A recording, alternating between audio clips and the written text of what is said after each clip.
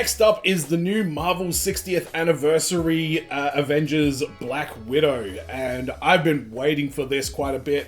I sort of started sometime last year. I started trying to collect a like comic book Avengers team, so you know, just the main Avengers people but in comic book version, and I need a Black Widow for that collection. I've got Hawkeye, I got Hulk, I got Iron Man, I got Cap, I got the whole squad, and it's just Natasha that we've been waiting on, and this is a big deal. I know there's a lot of new parts being used to put this figure together, and everybody who I've seen talk about it has been raving about it. So this is a deluxe figure, so there's a lot of parts to this, a lot of accessories, which I'm keen to see what they how they go. Okay, first impressions. Love this. The butterfly joint is a very welcome addition, especially for a character like Black Widow, who known for, you know, flexibility, martial arts, and acrobatics and that kind of stuff.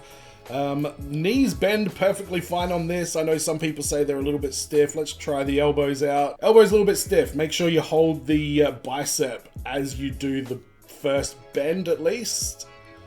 And yeah, I can get the second one going as well. I really like how firm everything is on this figure, like the joints and everything like that, because this is going to be a really fun one to pose. There's no toe articulation, but we've got a lot more movement in the abdominal area for a female Marvel Legend, and you know, that's exactly what you need with Black Widow. This is my first Black Widow figure outside of like the MCU version, which I really didn't like that much. But the paint application on this is clean. The head sculpt looks great with the short hair like that. I love the you know, the creasing that they've got on the body to sort of simulate that leather outfit that she wears. I mean, so many accessories with this. I'm gonna have some figure photography up on the side there showing you all the different options that you can have with the with this figure, but looking at the different head sculpts, I mean, this long hair one looks really, really good.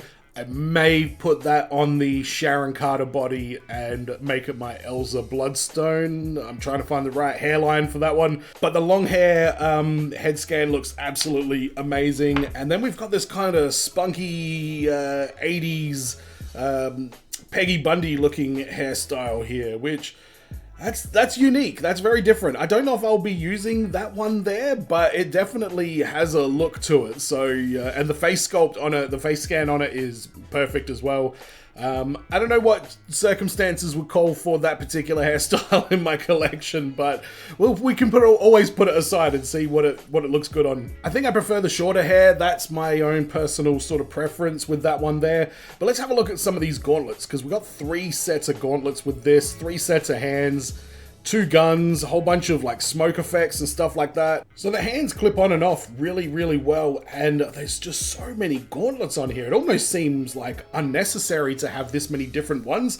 Like, I feel like they could just have one set that you could plug stuff into, but I'm still struggling to see what the overall difference is, other than the ones that have got effects on it seem to be a little bit shorter, and I imagine that's so it doesn't sort of clash with the hand that you've got on there. Stands up amazing. The like I say, the firmness of the joints on this is really what I keep coming back to.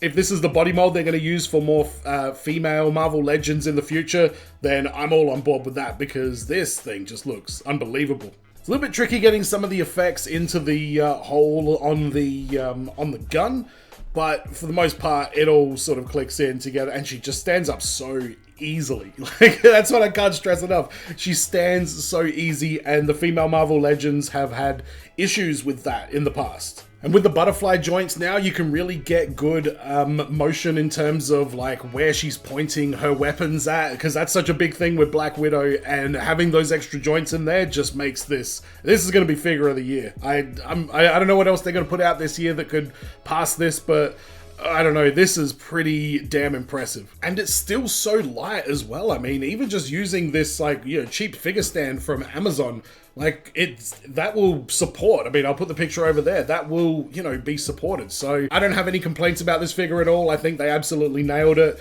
The price point is higher, but we did get quite a lot of extra stuff with this one here, like 3 sets of hands, 3 sets of gauntlets, 3 sets of effects, 3 heads, new body sculpt. This Marvel Legends Black Widow is definitely a must get.